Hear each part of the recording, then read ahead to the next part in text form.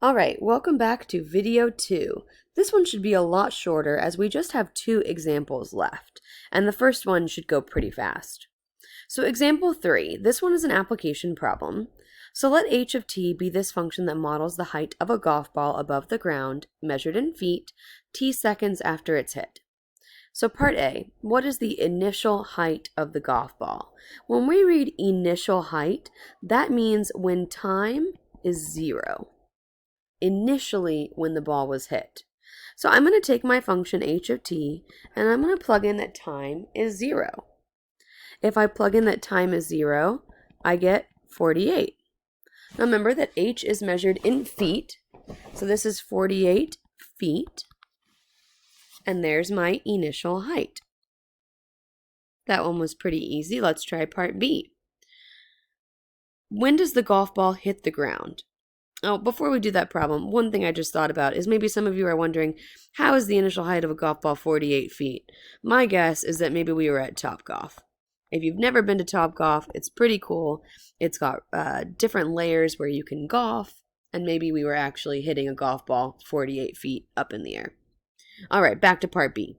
When does the golf ball hit the ground? Well, the golf ball hits the ground when its height is 0. So in order for me to solve this problem by hand, because we don't want to use our calculator, I'm going to take my equation and I'm going to set it equal to 0.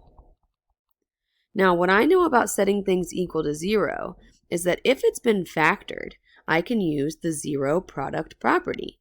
So I'm going to try to factor this. So I start by looking at all 3 terms, and I notice all 3 of them are divisible by negative 16. So I'm going to factor out negative 16.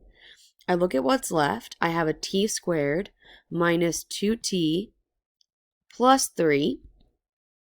Now I have a trinomial that is much easier to factor. It's t minus, t minus 3 and t plus 1, because I had to, that's not quite right. This must be, I found my mistake. I noticed that I couldn't factor 2 numbers that multiply to 3 and add to negative 2. So I backed up a step, and what I noticed is that when I factored out a negative 16, I forgot to factor a negative from the 48. So this isn't plus 3, this is actually minus 3. And now I should be able to factor it. 2 numbers that multiply to negative 3 and add to negative 2 must be negative 3 and positive 1. There we go. Now I can check it by foiling, and I do get negative 2t minus 3. So now that I've factored it, I can take each factored piece and set it equal to 0. One of my answers is time equals 3 seconds. My other one is time equals negative 1 seconds. Now, negative 1 seconds does not make sense for time, so that must not be my answer. So my answer must be time equals 3 seconds. So we would have had to solve this problem yesterday using the graphing calculator, but today we can solve by hand. Part C, when does the golf ball reach a maximum height?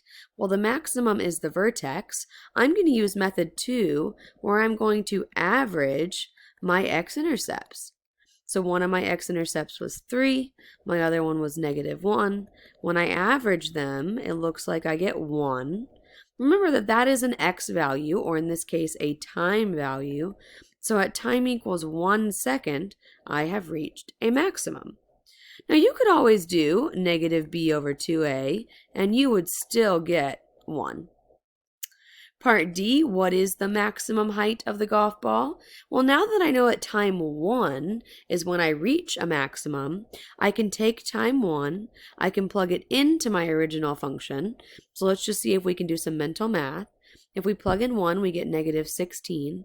This is positive 32, so together those give us a 16, plus 48 is, I think, 64. And remember, this is measured in feet. All right, so we solved an application problem. This is very similar to problems we saw yesterday on the application worksheet, except now we did it without a calculator. All right, our last set of problems. These should go really fast. So these 2 problems, we're going to try to write an equation in factored form. And this is similar to something we saw in the guided notes last Friday, where we are given an x-intercept. I think last Friday we were given a vertex, and then we're given some random point that the graph passes through. So I'm going to start with factored form, just kind of reminding myself what factored form looks like, and I'm going to plug in the two roots that I know. One of them was -2, so that looks like x plus 2. The other one was 1, so that's x minus 1. Remember that R1 and R2 are the roots. So x minus -2 is why it became a plus. Now, if I want to find a, I'm going to use this other point that I was given. I'm going to plug in that y is 20. I'm going to plug in that x is -3. And now it just turns into an algebra problem. So let's see if we can simplify. This is really -1, this is -4. Together those two things multiply to give me 4. I divide both sides by 4, and I get that a is 5. Now that I know that a is 5, I want to rewrite my equation with 5, and now I've written this equation in factored form. I want to give you a minute to try part B, see if you can do it on your own. So go ahead and pause the video and give it a try. All right, let's check really quickly how you did. So I'm going to start by writing it in factored form using my two roots. I take my coordinate point, I plug in that x is 1 whenever y is 3. Whenever x is 1, whenever y is 2. And then I get to simplify. So let's see, this is really 4 times -2. So this is really 2 times a times -8. I divide both sides by -8, and I get that a is -1/4. So I go write my final equation now that I know what a is.